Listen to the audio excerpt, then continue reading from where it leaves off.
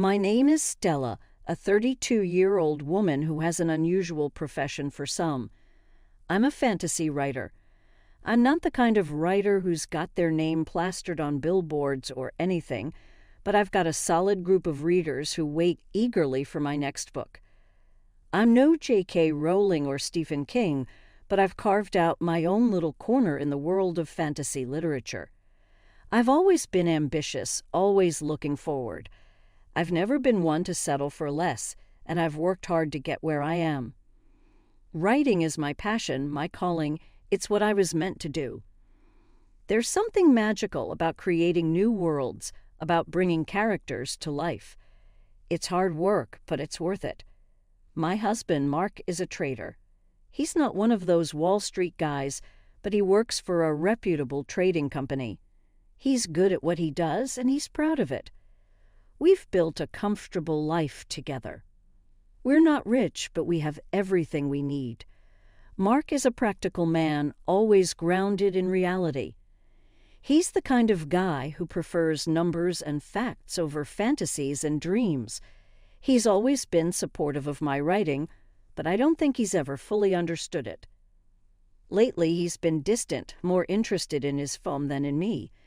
I've tried to talk to him about it, but he just brushes me off. Then there's my sister Lily. She's 22, a whole decade younger than me, and she's still in college. Lily is studying to be a psychologist. She's always been fascinated by the human mind, by what makes people tick. She's bright, ambitious, just like me. I've always been proud of her, always supported her. I've even been paying for her tuition. I thought we had a strong bond, but I was about to find out just how wrong I was. My parents, they're simple, hard-working people. They've always done their best to provide for us. They're not perfect, but they're my family. They've always been there for me through the ups and downs. I could always count on them, or so I thought. Life was going okay, I guess. I was busy working on my next book, juggling household chores, and trying to keep my marriage from falling apart. I was stressed, sure, but I thought it was just a phase, something we'd get through. Mark and I began to move away from each other. Each day was the same. He'd return from work tired and irritable, his briefcase slapping against the wooden floor as he tossed it aside. His fingers would dance over his phone screen, a silent orchestra playing a tune only he could hear.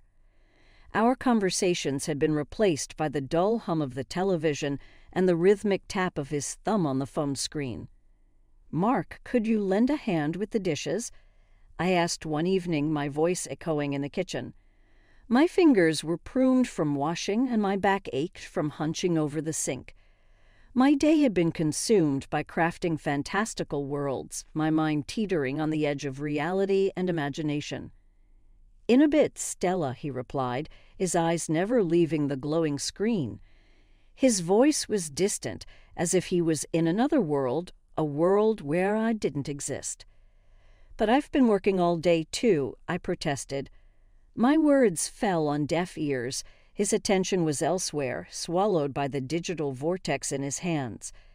Our conversations, once filled with laughter and shared dreams, had morphed into verbal duels. "You just don't understand, Stella," Mark would snap, his face contorting into a mask of frustration. His knuckles would turn white as he gripped his phone, his anger palpable.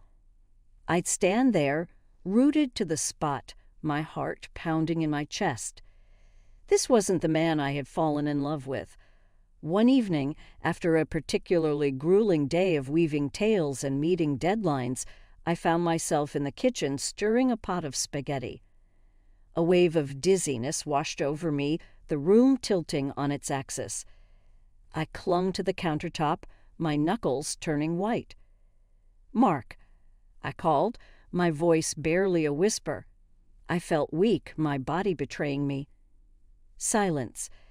I turned, my vision blurring at the edges. He was there on the couch, his phone, his constant companion, in his hand. Anger, hot and potent, welled up inside me. I was tired, I was unwell, and I felt alone in a house that was supposed to be a home. "Mark," I yelled, my voice piercing the silence. He jolted, his eyes wide. "What?" he snapped, annoyance etched on his face. "I'm not feeling well," I managed to say, my voice shaky. "I need your help." He sighed, a sound that echoed throughout the room. He put his phone down and helped me to the couch. He returned to the kitchen, his movements mechanical as he finished cooking. I watched him, a bitter taste in my mouth.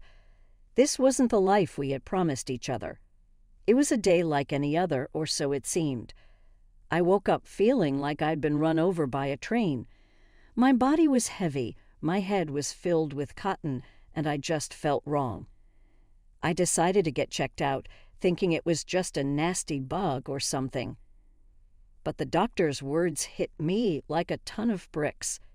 "Cancer, cancer." I echoed, my voice sounding small and far away in the sterile room. I felt the world tilt on its axis, my mind struggling to comprehend the news. "Yes, Stella," the doctor said, his voice steady, his face a mask of professional sympathy. "We need to get you started on treatment right away." I was admitted to the hospital that same day. My world, which had already been shaky, was thrown into complete chaos. I was terrified, I was angry, and I felt so incredibly alone. Mark showed up at the hospital after work. He was agitated, tense, and there was something else about him that I couldn't recognize. "Maybe waiting, Stella," he stammered, his voice choked with emotion. I don't know what to say. I looked at him, really looked at him for the first time in a long time. He was here with me, and in that moment I realized that we were in this together, for better or for worse. I didn't know then that my sense of hope was false. The days blurred into weeks. I started treatment and it was brutal. I was always tired, always nauseous, but I was fighting. I was fighting for my life, for a chance to make things right. Mark was there, but he became different. He became fidgety, restless. He'd sit by my bed, tapping his foot incessantly, checking his phone every few minutes. He'd tell me stories to distract me from the pain, but his mind seemed to be elsewhere. I wish I could say that the diagnosis brought us closer, that it mended the cracks in our relationship, but it didn't. It just made everything more complicated, more difficult. My younger sister, Lily, had been making her rounds to the hospital. I'd like to think it was out of concern for me, but her visits quickly proved otherwise. One day she plopped down in the visitor's chair, her eyes glued to her phone. Without looking up, she said, "You know my birthday is coming up, right?" "Yes, Lily," I responded, a bitter smile playing on my lips. "I haven't forgotten." "Well, I've been eyeing this designer bag," she continued, finally looking up to meet my gaze. Her eyes held an expectation that made my stomach churn. "I hope you got me something good." "Lily," I replied, my eyebrows knitting together in disbelief. "I'm in the hospital. I haven't had a chance to go shopping." She rolled her eyes, a scowl forming on her face. "You've always been so selfish, Stella, always thinking about yourself." Her words were like a punch to the gut, but I swallowed the hurt, letting out a sigh before responding. "Lily, I love you, but the world doesn't revolve around you. I'm lying here sick, and all you can think about is a designer bag. That's not right, Lily. You need to think about your priorities." Her face turned a bright shade of red, her eyes welling up with angry tears. She stormed out of the room, leaving me alone with my thoughts. A whole week passed. My husband, Mark, didn't call or visit. I tried reaching out to him, but he never answered. His silence was like a knife to my heart. How could he leave me alone in the hospital like this? Just when I thought things couldn't get worse, Mark walked into my hospital room one day, but he wasn't alone. Lily was with him, her arm looped through his. They were smiling, laughing, their behavior strikingly similar to that of a couple. "Mark, what's going on?" I asked, my heart pounding in my chest. "Stella," he said, avoiding my gaze. "Lily and I, we're together." The room spun around me. I looked at Lily, hoping to see some sign of remorse, but all I saw was a smug smile. "Yes, Stella," she said, her voice dripping with arrogance. "Mark and I are together." I felt a wave of anger wash over me, but instead of lashing out, I took a deep breath and said, "You're both adults and you can make your own decisions, but you both betrayed me and I won't stand for it." They didn't leave. Oh no, they just stayed, standing by the foot of my hospital bed. It was as if they were relishing the moment, savoring the sight of me in a hospital gown, weak and vulnerable. "You know, Stella," Mark started, his voice filled with a strange kind of glee, "you never really noticed me. Always had me doing the chores, never really cared about what I wanted." I looked at him, my eyes narrowing. "Is that so?" I asked, my voice barely above a whisper. He nodded, his grin growing wider. "Oh yes, but Lily here, she's different. She understands me, supports me." Lily was smiling too, her eyes twinkling with a cruel kind of joy. "That's right, Stella," she chimed in. "I'm not like you. I care about Mark." I felt a wave of anger wash over me, but I pushed it down. I wasn't going to give them the satisfaction of seeing me lose control. "What do you want, Mark?" I asked, my voice steady. He reached into his pocket and pulled out a set of papers. "Divorce papers," he announced, tossing them onto my bed. "I think it's time we ended this charade, don't you?" I picked up the papers, my eyes scanning over the words.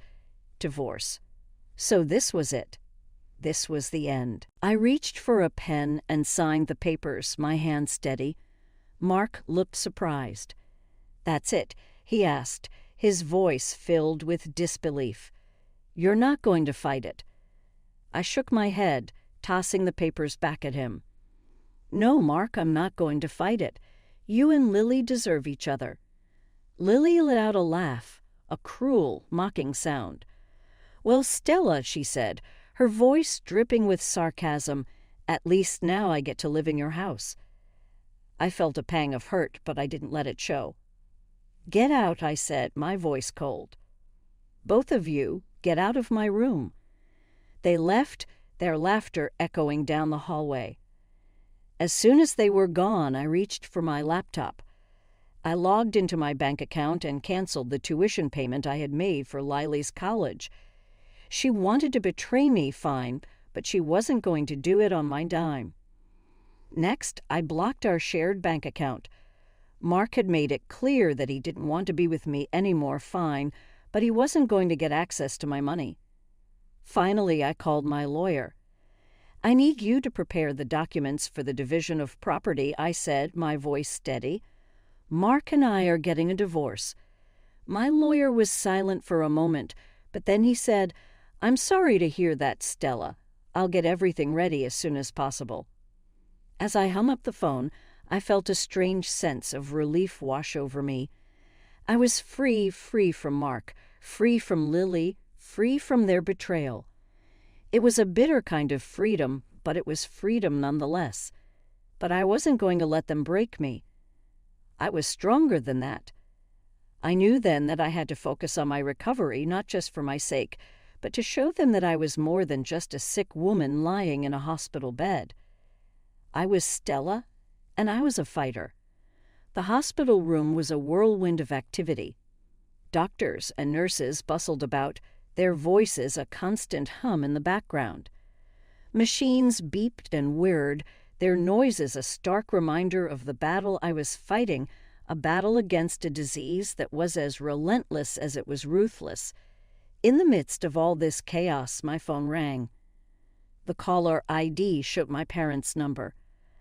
I hesitated for a moment before answering. "Hello," I said, my voice barely above a whisper. "Stella," my mother's voice came through the phone. "We heard about the divorce and about Lily."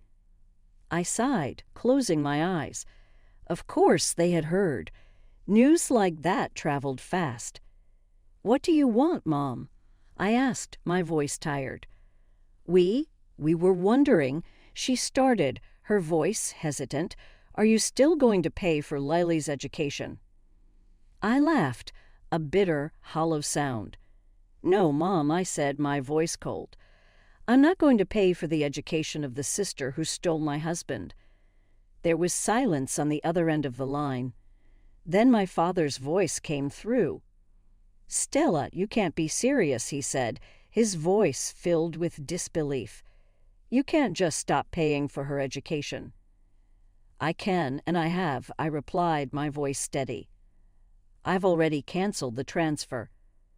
"But Stella," my mother started, her voice pleading, "she's your sister." "She was my sister," I corrected her. "She stopped being that when she betrayed me." There was more pleading, more attempts to change my mind, but I wasn't having any of it. I ended the call, my heart heavy with a sadness I couldn't shake off. I had my laptop with me, a constant companion in these trying times, and it was on its screen that I began to pour out my feelings. My pain, my anger, my betrayal. Every word I typed was a testament to the storm raging within me, a tangible manifestation of the hurt I was feeling. The pain of my husband's betrayal was a raw, gaping wound. I wrote about it with a brutal honesty, detailing every moment, every conversation, every shared glance that I had overlooked before. I wrote about the shock, the disbelief, the denial, and finally the acceptance. I wrote about how I had loved him, trusted him, and how he had thrown it all away for my sister. The pain of my sister's betrayal was a different kind of hurt. It was a betrayal of trust, of sisterhood, of shared childhood memories. I wrote about our shared laughter, our shared tears, our shared dreams, and how she had shattered it all with one selfish act. I wrote about the anger I felt towards her, the disappointment, the sense of loss. And then there was the pain of my parents' misunderstanding. The people who were supposed to be my pillar of support, my safe haven, were more concerned about my sister's education than my well-being. I wrote about the hurt their indifference caused, the loneliness, the feeling of being utterly alone in my struggle. Every word I typed was a catharsis, a release of the pent-up emotions threatening to drown me. I wrote about my pain, my anger, my betrayal, but I also wrote about my determination, my resilience, my will to fight. I wrote about the woman I was, the woman I had become, and the woman I aspired to be. In the midst of my darkest hour, I found my voice. I found a way to channel my pain into something creative, something powerful. I was no longer just a woman battling a deadly disease. I was a woman with a story to tell, a story of betrayal and resilience, of pain and strength. And so I wrote. I wrote until my fingers ached, until my eyes grew heavy with fatigue. I wrote until the words stopped coming, until I had poured out every last bit of my heart onto the pages of my book. As I closed my laptop, a sense of calm washed over me. I had done it. The sterile silence of the hospital room was shattered when the door burst open. In stormed Mark and Lily, their faces twisted into masks of rage and disbelief. Their appearance was a stark contrast to the clinical white of the room, a violent disruption to the quiet hum of the machines monitoring my vitals. "What the hell, Stella?" Mark's voice echoed in the room, his words hanging in the air like a toxic cloud. He was waving a piece of paper in his hand, a bank statement that showed the halted payments for Lily's tuition. I looked at him, my eyes cold and unyielding. "It's a bank statement, Mark," I replied, my voice steady even as my heart pounded in my chest. "You're a smart man, you can figure out what it means."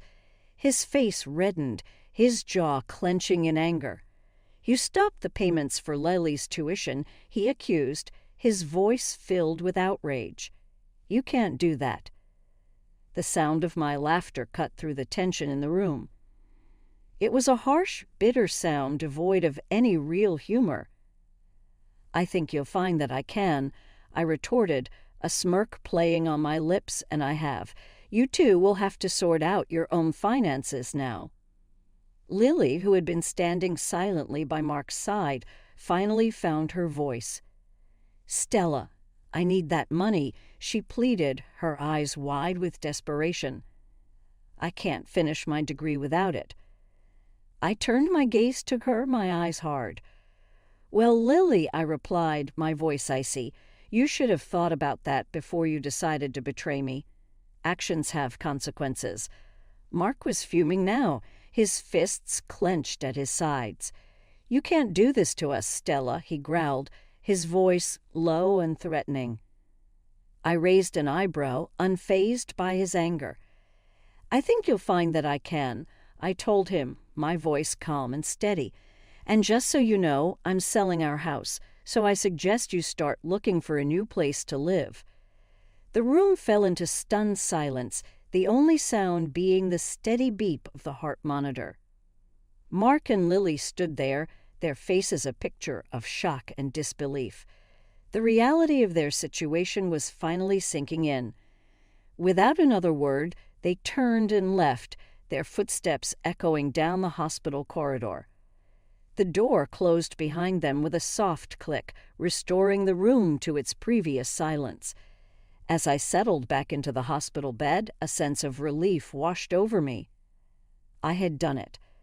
I had stood up to them, stood up for myself. It was a small victory in the grand scheme of things, but it was a victory nonetheless. And as I closed my eyes, a small smile played on my lips. I was taking control of my life again, and it felt good. Months had passed since the confrontation with Mark and Lily. The bitterness of their betrayal had faded, replaced by a sense of peace and contentment I hadn't felt in a long time. I was cancer-free, the disease that had once threatened to take everything away from me now just a distant memory. I sat in my new house, a quaint little place that I had bought with the profits from my book. It wasn't as grand as the house I had shared with Mark, but it was mine. Every inch of it was a testament to my survival, my victory. My book, a tell-all about my journey, was a hit. People loved it, and the royalties were rolling in. I had even been featured on a couple of talk shows, sharing my story with the world.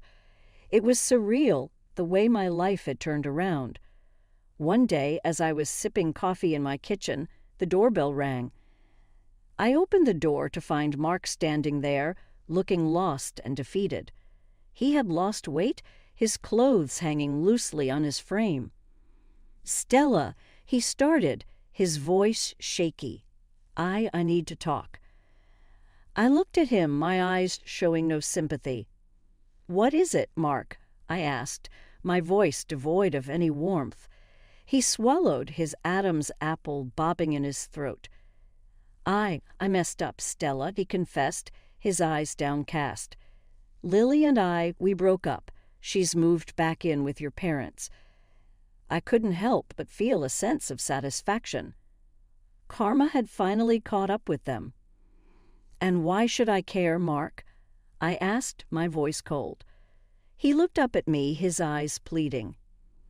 I just wanted to apologize, Stella," he said, his voice barely above a whisper. I'm sorry."